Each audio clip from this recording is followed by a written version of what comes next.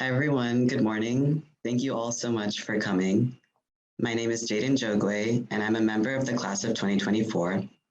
I'm an American Studies major here at Williams, and after interning at the Tribal Historic Preservation Office over the summer, I became a part of this past fall's independent study called Mohican Nation in Williamstown, Past, Present, and Future, a project which has helped deepen the college's relationship with the Stockbridge-Munsee Mohican Nation under the guidance of the Tribal Historic Preservation Office.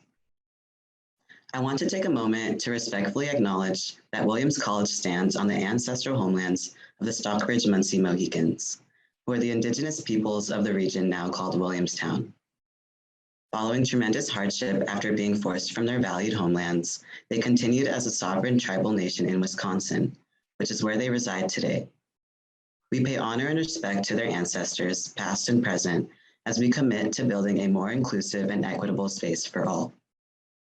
Now, in collaboration with the Tribal Historic Preservation Office and the Claiming Williams Committee, I will take this opportunity to introduce Shannon Holsey, the morning keynote speaker for our annual Claiming Williams Day.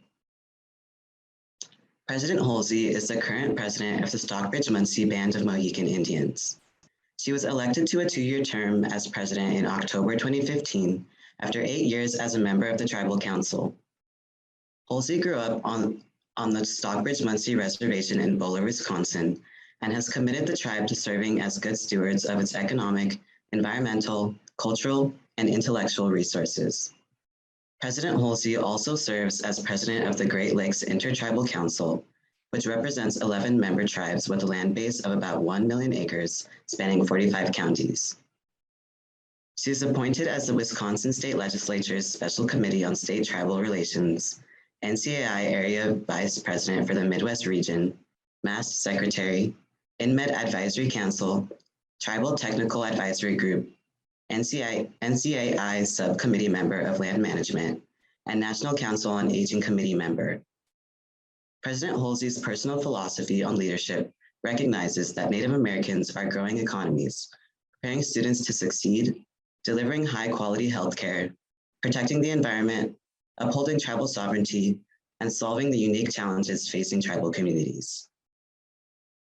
The 2022 Claiming Williams theme is Breaking Cycles. Where do we go from here? The goal of this year's Claiming Williams is to look inward and question how we can break the cycles of oppression, injustice, and the notion of effortless perfection that defines experiences at Williams College and beyond. As we look to build a more equitable and inclusive community, it is imperative that the entire Williams College community understands and appreciates the relationship of the college to the ancestral homelands of the Stockbridge-Munsee Mohicans. We are grateful for this opportunity to further deepen Williams College's relationship with the nation as it has been building with the nation's presence via the Historic Preservation Office partnership. There is much momentum on campus from students and administration in recognition of the nation's history with the Williams family and the college being situated on Mohican homelands. In closing, I want to thank the Claiming Williams Steering Committee for making this event possible, and I want to send a special thank you to the Barr family who have generously supported Claiming Williams for years through the Barr Family Fund for Diversity and Inclusion. I also want to acknowledge my fellow classmates in the Mohican Nation Independent Study, Hikaru Hayakawa, Class of 24, and Gwyn Chilcote, Class of 24, as well as our advisors, Historic Preservation Manager Bonnie Hartley, Christine DeLucia, and Margot Christensen for all of their hard work in both making these events happen and deepening the Williams partnership with the Stockbridge-Munsee community. And a big thank you to Veronica Bosley, Clinton Williams, Carrie Green, and the Claiming Williams Committee for their support in organizing this event. Lastly, I just really want to emphasize just how monumental it is to have President Holsey here, as this very well might be the first visit, albeit virtually, by a tribal nation sovereign leader to the college after its founding. May this be the beginning of a new cycle full of reciprocal trust, community, and respect. And with that, I will hand it over to President Holsey. Well, thank you so much, Jaden, for that warm welcome. And it is sincerely my honor to be here with you this morning and represent my tribal nation. And my nation sends you all well wishes and good health, especially during these very contentious and challenging times. And being an Indigenous person, certainly that is nothing new to us, but I feel your warmth across the screen, Jaden, and I'm so happy to be here. And a huge initiative to all of those that made today possible. Especially, I want to acknowledge my good friend Chris Stearns too, who is a William College alumnus. He too recognized the significance of relationships, and to your point, Jaden, the need for reciprocal and meaningful relationships, simply because we are with you. My people are still with you, although we do not occupy the place that is now known as Williams College. The spirit and the presence of my people still exists there. So today I have a small presentation, and we're going to leave at the end a little time for Q&A that Jaden and his team have thoughtfully put together just to give some perspective. But I just also want to leave some space, if there is enough time, to have an ongoing discussion. And it is my hope that today is one of many conversations fluid conversations that we have as people, as the human race, because we are all interconnected in some form or fashion. And I'm especially encouraged by people like Jaden, who and the faculty and the town of Williamstown that is engaged and interested, because it really takes that kind of engagement for us all to move forward and to grow and thrive. So with that said, if we're going to start our PowerPoint now. And again, it's intended to be really reciprocal and engaging, and it's not intended to be, speaking at you. It's a dialogue that I want to speak to you and engage you and invite you into my conversation, and knowing that there really are no questions off the table. So with that said, I just want to give you a little background of the Stockbridge-Munsee Band of Mohican Indians, and really why it is Stockbridge. The name is Stockbridge-Munsee. The name Stockbridge itself is not a culture. It's a place name. It's a town in Massachusetts where we lived in the 1700s. And to introduce you really what the meaning behind Munsee means, it's the people of the stone place. And our Munsee are a sub-band of the Lenape tribe known as grandfather. And really what it is acknowledging our ancestral lineage to them. And of course, the Mohicans, and the word Mohican derived from Mohiconeew, meaning the people of the waters that are never still. Next slide. This is our homelands. The tribe's original territory spans from the Hudson, Housatonic, and Delaware River, as you can see the valleys. And the name of the tribe is the Mohiconeew, the waters that are never still, also known as the Hudson River. And the pictures you see is Sunset Rock at the Catskill Park in Greene County, New York. And the picture of our modern map, it illustrates our ancestral homelands. Next slide, please. So this is Williamstown on Mohican lands. And Williams' connection is from Ephraim Williams Jr., who forwardly thinking, originally intended to construct a school in Stockbridge, Massachusetts to serve the Mohican Nation. It's really forward thinking when you think of that time.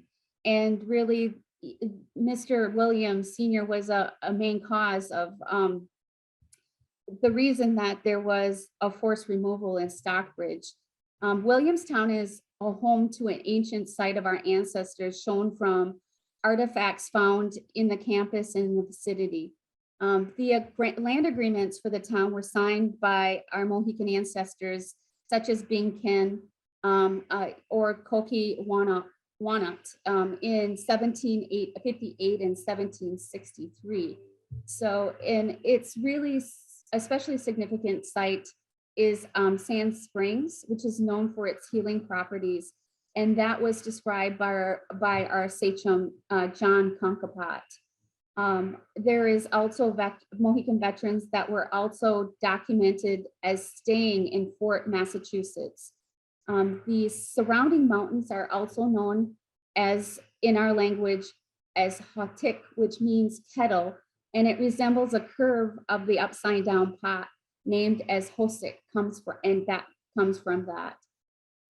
We actually had formal re-engagement with the college that began in 2020 with our Historic Preservation Office on Spring Street.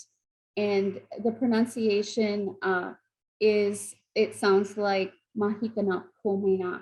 And so with that said, also, our tribe, were some of the first contact, just to give some context to it. And so also our tribe has participated in every conflict since the Queen's Anne's War. And we had a very robust and specific engagement during the Civil War, and especially the connection to Massachusetts. Slide 4, please. The move to Wisconsin. So there are in existence over 300 plus treaties, and there actually is now a repository of all of those treaties that have been created. So it's if you're looking for resources, it's a really good place to go to understand some of the originations and some of the original agreements to our trustee, which is considered the US government. So the Treaty of 1821 is our treaty, which when the tribe settled along the Fox River in Wisconsin and Kaukauna. And then by 1850, through various forms of travel, most of our tribe was living in, Wisconsin. We had come across the Ohio Valley, started in, I would say, southern Wisconsin, and then moved north. And in 1834, Stockbridge-Calumet County became the first home of the tribe. And there was a continuation to remove the tribe and a persistence of us moving.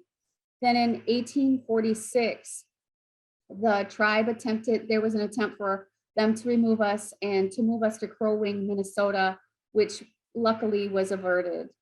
And so there was also an attempt by US Indian agents who tried to force the Menominee Nation, who is contiguous to our tribal nation and how we acquired our tribal lands, who are indigenous of actually Wisconsin. This is their original ceded territory, to Crow Wing as well. And so there was significant conflict with regards to that. And then of course, the Dakota tribes and the Ojibwe tribes, which we have 8 Ojibwe tribes in this state of Wisconsin, 7, who are also in conflict with one another and of course, struggling to survive. The US Indian agents and military were really trying their very best, and it was through withholding and trying to continually subjugate indigenous people through food rations. And, it really, in that respect, for the Dakota tribes, resulted in a significant Dakota resistance. And then in 1862, there were 38 Dakota men hung, resulting in the largest mass execution in US history. So, when we put that in perspective contextually, a lot of people think that these mass shootings and everything else were some of the first in the 21st century, but that isn't true. It was actually, it occurred in 1862. And so that occurred just south of Crow Wing in Mankato, Minnesota. And, it was approved by President Abraham Lincoln. And so then in 1856, our tribe was moved one last time to Red Springs, Bartlemy, in where we reside today in Shannon County. And just to give you some perspective how things come full circle, we are now in our respective county the largest employer. So if things do truly come full circle, and just to give some perspective too, a lot of people consider indigenous communities special, especially the descendants of subjugated people. And really, I always tell people that indigenous people were never really conquered, that no matter what, through forced removal or through, in some attempts, genocide, our spirits and our willingness and our will and our ability to adapt really doesn't precede the idea of subjugation or conquering. Slide 5, please. So this is our home in the Western Great Lakes. It was established based on a treaty of 1856, signed by Sachem Ziba Peters. And our tribe is located in the townships of Red Springs, Bartlemy, and in Shannon County. And the area was extremely rich. The state of Wisconsin is extremely deciduous and it's rich in timber. But unfortunately, when we acquired it, the Stockbridge-Munsee was really vulnerable to predatory lumber barons. So by the 30s, our tribe was left virtually landless, and much of the land was stripped of timber and resources. So one of the endeavors about often the conversation about land back and what that means is our tribe is still robustly engaged with our trustee of Interior to try to reclaim and to continue to expand our original boundaries, although not where our original ceded territory is, but where we are seated today, some 200 years later, to restore our ownership of our trust lands within those original boundaries. And pictured is the Treaty of 1856, which is in the National Archives and records of the administration of Washington, D.C. And so the next slide is a map, and it is an adaptation of Native Nations map from the Ways. And really what it is it gives you an idea where our reservation is located on the ancestral homelands of the Menominee. And also the Menominee, the Mohican and the Munsee culture shares some similarities with tribes in Wisconsin. And one being from our language is from the same, from the linguistic family of Menominee, Potawatomi, and Ojibwe. There are 11 tribally federally recognized tribes that exist in the state of Wisconsin currently today. And so from a national perspective, there are 580 federally recognized tribes. So in 2014, our tribal council passed a resolution recognizing the Munsee dialect of Lenape language and the Mohican language as the traditional languages of our tribe. And so really we are really robustly and audaciously trying to move forward with learning and teaching our languages that are often here and understood languages with the same linguistic family, led by our cultural director, Monique Tyndall. Next slide, please. And so this is sort of an envisioned state of where we are today. So we have quite a few enterprises. As stated earlier, we are the largest employer in our respective county. We own a casino. We have a health and wellness center that is open to the general public. We have a small traditional village exhibit at our library museum. We also have a robust endeavor as it relates to an earth garden, but a food sovereignty initiative. We own a golf course. We have an LB gas station. We have triple net leases, and the possibilities are endless. So next slide, please. This is just really engagement in our homelands. It's really, really led by Bonnie Hartley, who is seated in Troy, New York, and as our NAGPRA officer, and seated with our historical preservation offices. The preservation of 300 projects annually across 6 states. And of course, the significant issues of repatriation of our cultural heritage and items and reburial ancestors from museums. And of course, the picture also, rightfully so, is an archaeological excavation in Stockbridge with the assistance of some of the Williams student volunteers. And that is, as our trustee, we have what we do is enlist Section 106, which is the law as it relates to repatriation. So the next slide is really education exhibits and signage at the Mohican Miles in Stockbridge. And then there is new signage on a trail renaming Monument Mountain in Great Barrington. And it's Pesequaxo Peak Trail, and its former included a racial slur towards Native women. And so we were very happy that the name was changed, obviously, for a number of reasons. The degradation is connected to oppression. And you've seen probably the significant interest about mascot changes throughout our names and the meanings or national parks or monuments, and the significant harm that it causes to Indigenous people. And so the next slide is really a case study of land back at Paxcany Island.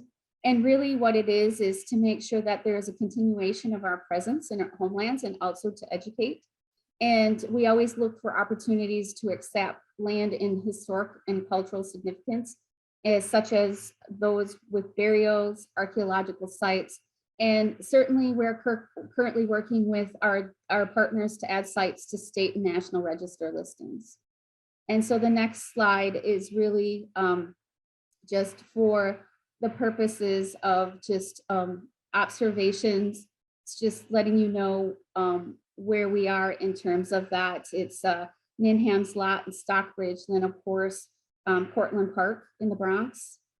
And the next slide is really one of the people that Jim and Arlie were very instrumental. They were community members that are no longer with us, but this picture was taken when they were visiting.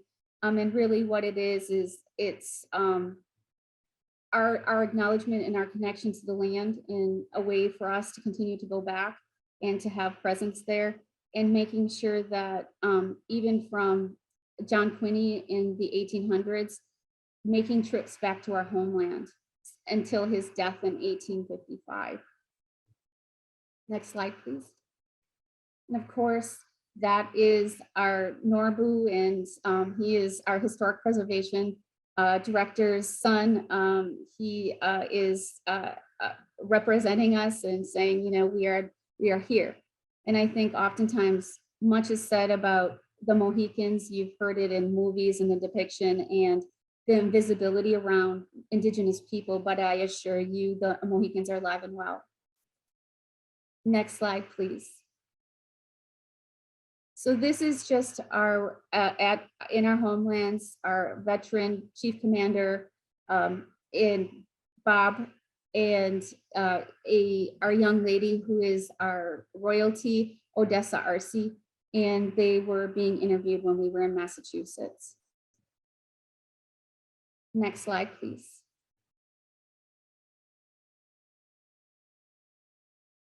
So that also is just a continuation of us overlooking the homelands, one of our members.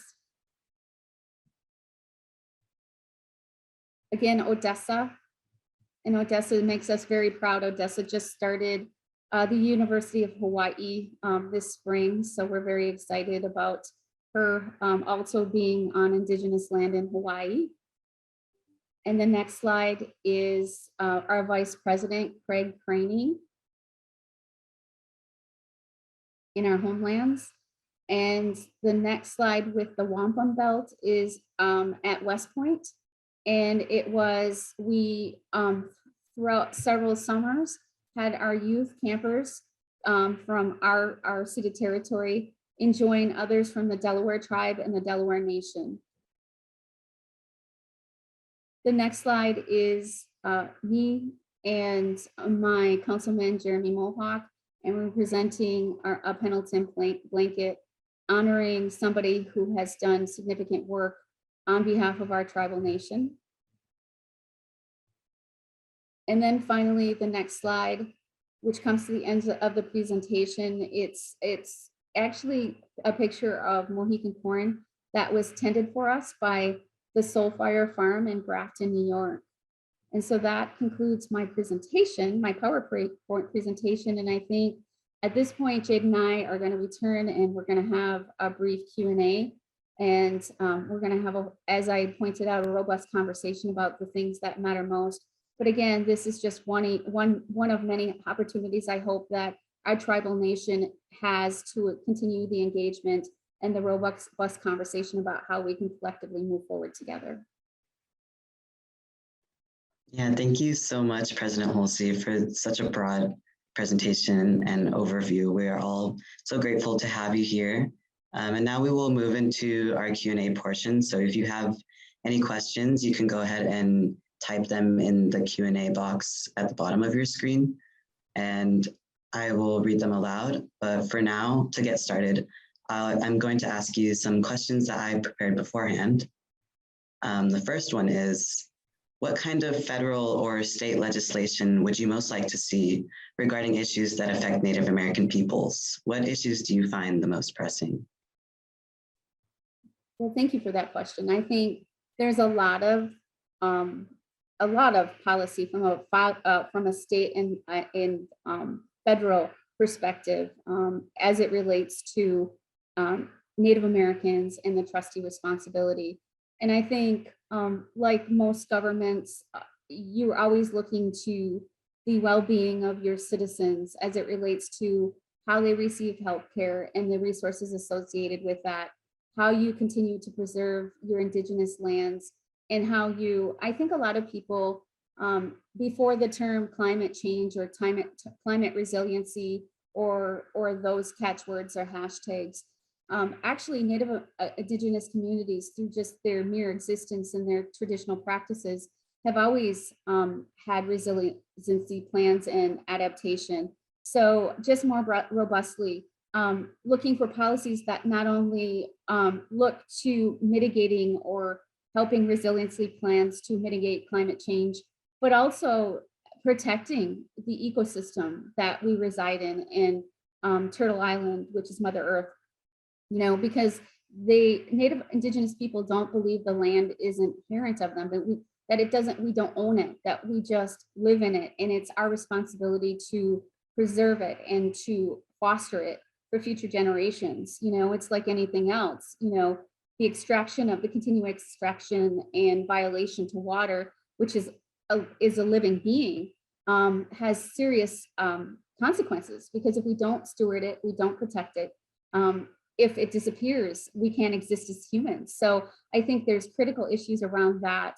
Of course, upholding our sovereignty is significant to tribal nations. I remind people that Indigenous people have duality to their citizenship. First and foremost, we are citizens of our tribal nations. And then secondary to that, we are citizens of the United States.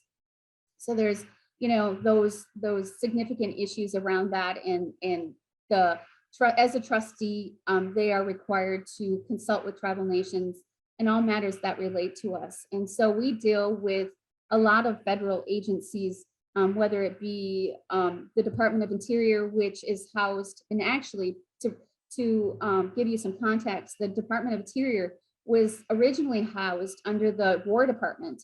And the reason being is because of the participation of Indigenous people within each conflict. And it wasn't really until after World War II and the significant presence of Indigenous people and per capita at the highest rate, even before being recognized as US citizens, there was a significant push to become recognized as US citizens. So there are all of these other things, but I think from that perspective, just making sure that there isn't a continuation of erosion of tribal governments who are self-governing and who have our own laws and our own jurisdictions, making sure that there isn't an erosion or attempt to diminish that, but making sure that there is a reciprocal conversation about things that matter to us, like I said, cultural preservation, like education, like repatriation, like a number of things that are more meaningful, that are significantly meaningful to us. And I could go on, but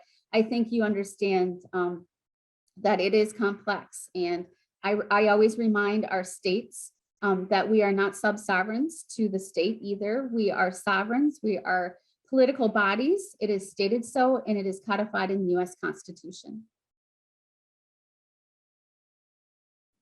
Thank you so much. Yes, I definitely agree. I think a lot of it is about respectful relationship building and things of that nature. My next question, which also seems like a lot of people in the Q&A are interested in this as well, so I'll kind of put it all together. Okay. But institutions like Williams have profited off of a long and continued history of displacing Indigenous peoples. What responsibilities do you think that institutions like Williams have towards reckoning with their past and present? Are there any forms of reparations that you see as crucial in this process? And some other people are asking about how can Williams specifically support land back efforts? If there are any Stockbridge-Munsee tribe members who hope to physically return to the land that Williams now exists on. Wow, you all are just challenging me this morning, but not.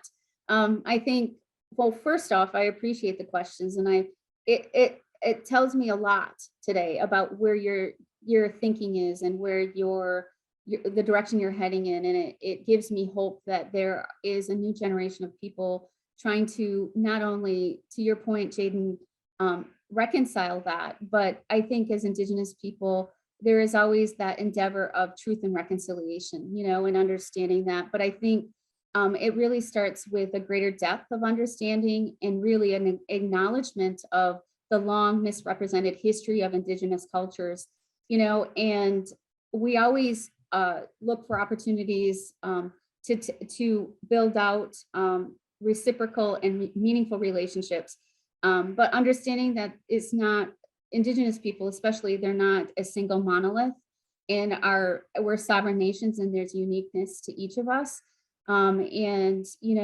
acknowledging that land back means so many different things, but it starts with things like the mere acknowledgement, but it then invites other conversations with understanding that we have unique historical, geographical, and cultural backgrounds, but essential understanding is really where it starts. And it really starts with people like yourself and Williams College looking at ways to engage in a meaningful way to acknowledge and set priorities in terms of the reciprocal relationship and how we can involve that partnership in a way that it's meaningful, not only the people that are being educated by it, but meaningful for my people so that they're able to tell their truth and actually create a better understanding of who we are.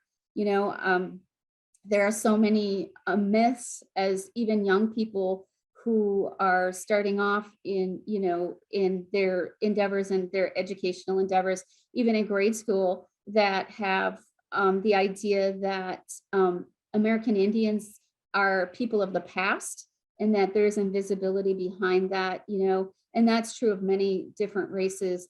But, our identity is really shaped by many complex social, political, historical, and cultural factors.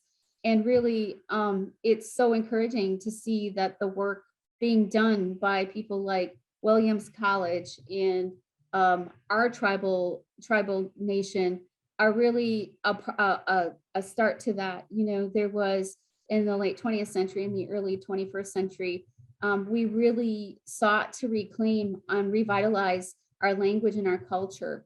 And as some of you may or not know, as I talked about earlier, we do have a unique political status within the Americans family of governments. And there is that federal trust relationship, and it's based on the treaty-based relationship with the United States. And many of our equity plates really can be considered through the lens of historical racial disparity in America. And the relationship is complex and unique, but we are sovereigns, and we have inherent sovereignty in our jurisdictions. And really, that reconciliation starts with meaningful conversation about finding ways to do that and finding a way to solidify our presence in a more meaningful way, that it means something more than words in a textbook. It means more than just, taking a class. That Williams College students and like my very good friend, Chris Stearns, who is an alumnus of, I think they said the class of 1986, have connection, because that's really what it is for us. Knowing that perhaps there's an open invitation where my people too can come and engage and do teachings and have a broader conversation, and looking at other ways to solidify that in a meaningful way. Thank you so much. On that note, Catherine Sharp is asking, how might those of us who are non-Indigenous respectfully support Indigenous peoples on an individual or small community basis, i.e. beyond Williams College? Well, I think it's creating an environment of diversity and inclusiveness. You know, the United States was founded according to textbooks. Based on that, people fled their respective countries to come to the United States for better and broader opportunities where there was a platform of democracy. You know, and I tell people all the time, including my own people, it starts with representation, and representation truly matters. This is a time of civic engagement where people don't think that having broad representation and diverse representation is so critical, but it certainly is. And it also, I always tell people, voting is sacred and it's our civic duty because it's something that our ancestors were not allowed to do. You know, we didn't even gain citizenship. You know, even in Wisconsin, the suffragette movement of women in Wisconsin had voting rights long before Indigenous people ever did. And, you know, so we're talking about, I think it starts there. I think it starts being open to the idea that perhaps what was written in history books is not exactly true, that they accept that Columbus didn't he didn't discover anything, you know, that perhaps he did in his intention. But, you know, it's interesting enough. There was an author, Sam Morrison, and he wrote about Columbus's policy in the Caribbean.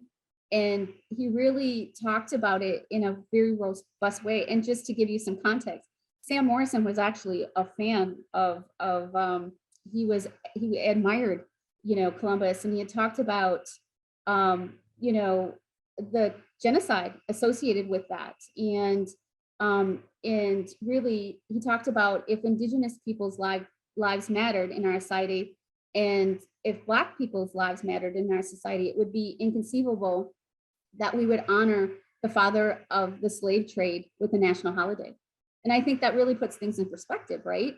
And I think it's really, it really is contemplative and contentious and contemptuous of the lives of the people of color, especially, you know, and it's irresponsible of us to continue on with that dynamic without, to your point, Jaden, that truth and reconciliation, because the goal is to not repeat history in those genocidal and disparaging practices and systematic racism and divides, whether it be the divide of the disparity and systematic issue of racism in this country, whether it relates to the systematic health disparities that exist, especially with people of color, the educational gaps that exist, and I can go on, but they do exist. But it really starts by acknowledging that truth and reconciliation, not to be victimized by that.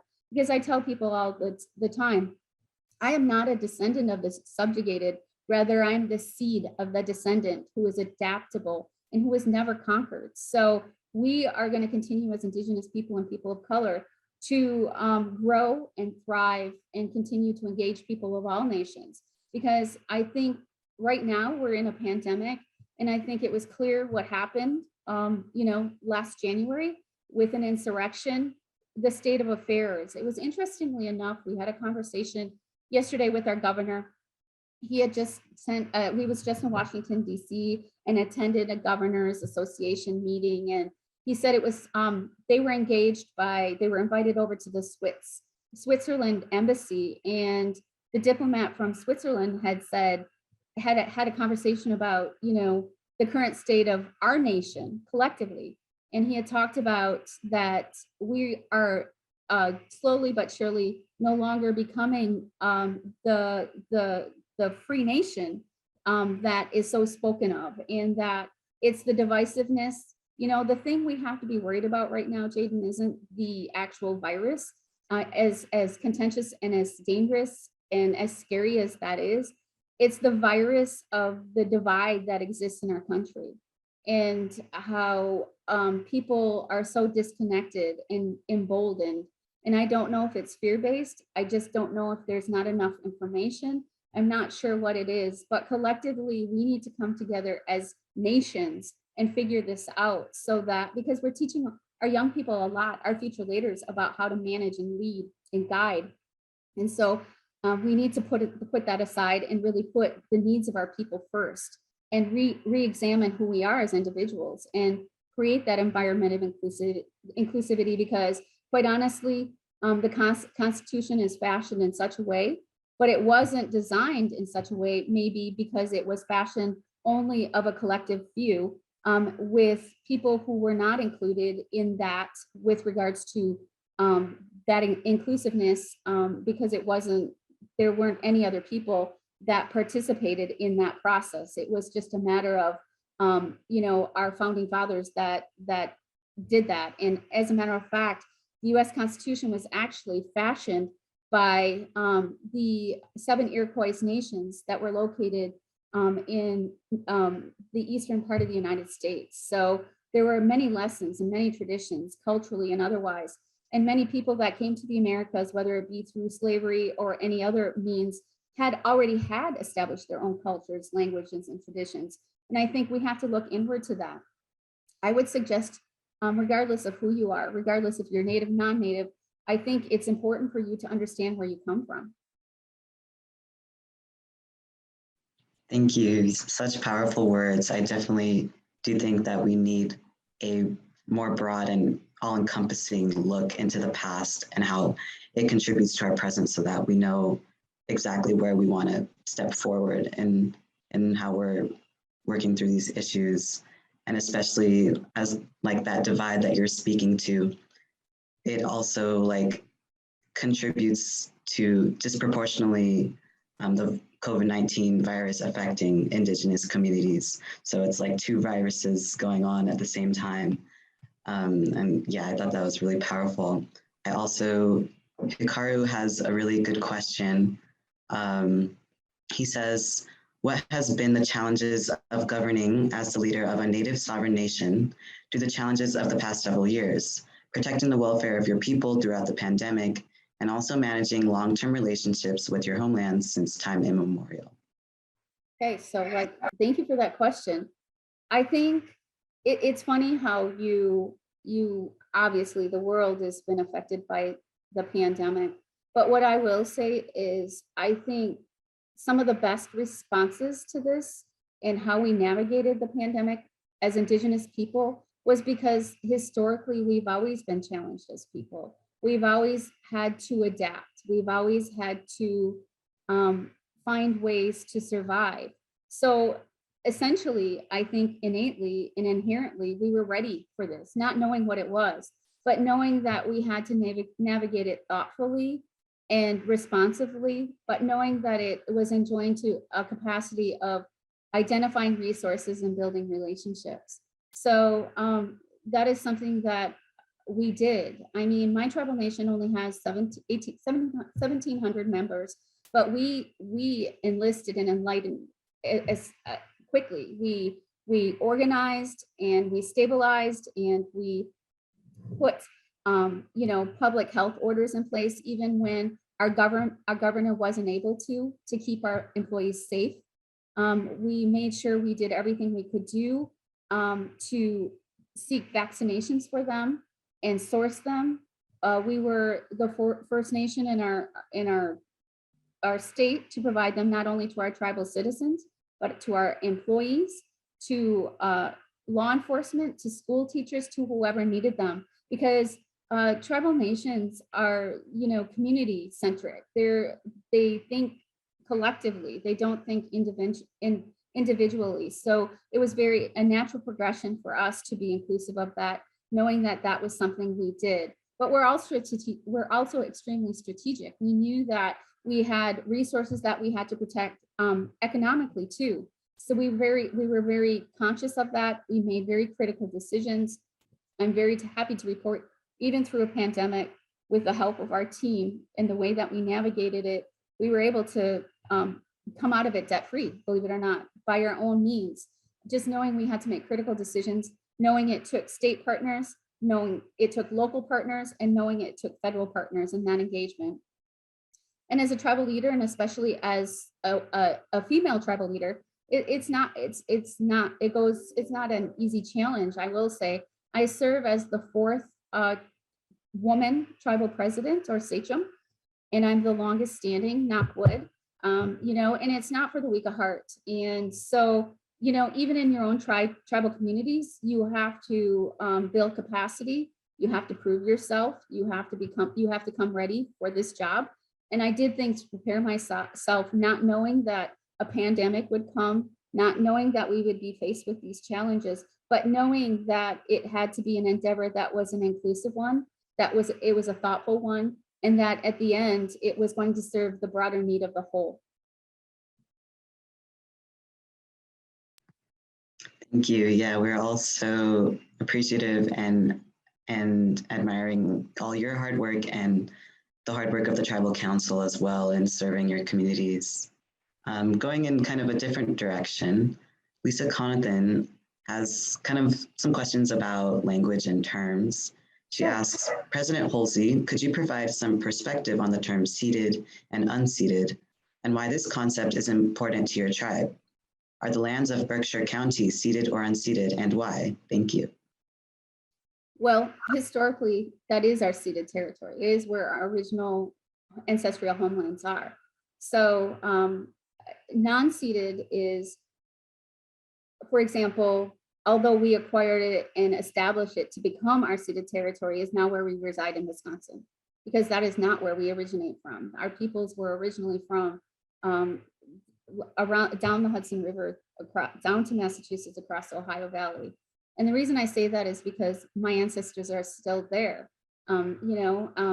Their presence, they were buried there, they lived there, they're indigenous there. And every time I especially visit the Berkshire, there's a connection to our ancestral homelands that I have. And it really can't be explained. It's just something that must be felt. And I could imagine that when I visit Williams College soon, that I will probably have the same spiritual connection that I do, because indigenous people are spiritual people, and beyond just our physical presence here on earth, we also have a spiritual connection that transcends. Thank you. And here at the college, we're really hoping to try and help facilitate that process to help encourage members of the tribe being able to come back to this part of their homelands and make that process as easeful as possible, because we do have an understanding that that is really important to the members of the tribal nation. And on that note, an anonymous attendee asks, how does the Stockbridge-Munsee Mohican Nation facilitate and continue their long-term relationship with their homelands? And someone else asks, what has been the significance walking in the footsteps of your ancestors? Well, the first question is, our presence is, we have forward thinking. We're very lucky to have our members like Bonnie Hartley and others. And I'm so glad to hear, Jaden, you participated in had engagement out in Troy, New York. And like she said, in different jurisdictions. We have a repatriation and NAGPRA office. We continue that, but also through just federal consultation and state consultation as it relates to that, and 106. So we get different engagements because it's the law through 106. But our hope is just the continuation in our presence in Stockbridge and other places that our ancestors have always been, are still there and still connected to. Is this an ongoing process? And we really enjoy the reciprocation and the openness and the welcoming of, and really quite honest, the acknowledgement. I think that's the biggest caveat of all this, is the actual acknowledgement that we existed there and that we had presence there, and we are still quite honestly there. So I think it starts there. And then we continue on with endeavors and things like having, the Mohican history, past and present and future courses being offered at Williams College is significant, and having it be a priority where there's engagement from other Mohican members to tell our story and to speak our experiences and truths. we are people that are adaptable and we are resilient, and certainly we are not the last of the Mohicans. And I have 1,700 people that can prove it. But what it is really is an enlistment and enlightenment of all peoples. I think, the real test will be for all of us is the engagement of how we move forward in this and how we robustly build this out, and allowing it to be a reciprocal relationship where there is continuous fluidity and conversation and dialogue and recognition and reconciliation of our truths. Thank you so much. So we have just a couple more questions I think that we can get through. Okay. An anonymous attendee asks, as the longest serving leader of your nation, have you noticed significant changes in terms of interest in reparative justice from communities in your homelands? Well, yes. And I am the longest, I will be exact. So I am the longest standing female in my community. And yes, so one of my endeavors was I think everything that's worth having is worth approaching in a unifying way, because when you have robust conversations that are that of inclusiveness, you have better results, in my opinion, because then there is a level of engagement where there is a higher level of degree that or propensity that people will feel vested, right? It's not enough to just talk about it. You have to have people vested in it. And in order to do that, you have to build capacity. You have to build relationships. You have to build inclusiveness. And because honestly, you can't grow if you don't.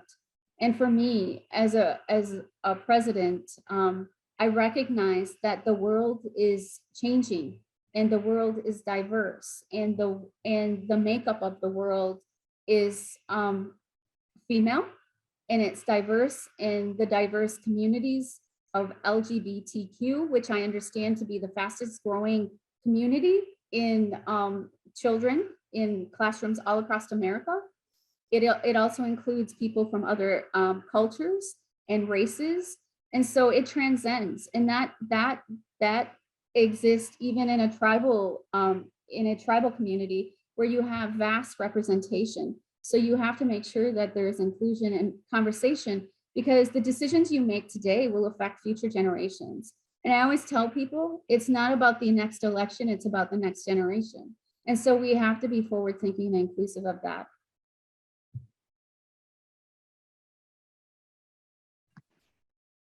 Thank you so much. Now we're going to maybe do one or two more questions. Sure. Anonymous attendee says, thank you for your comments about the importance of emphasizing resiliency as opposed to subjugation. Are there other corrections, clarifications, or recommendations you have for people as we discuss the Stockbridge-Munsee Mohicans and your relationship to this land?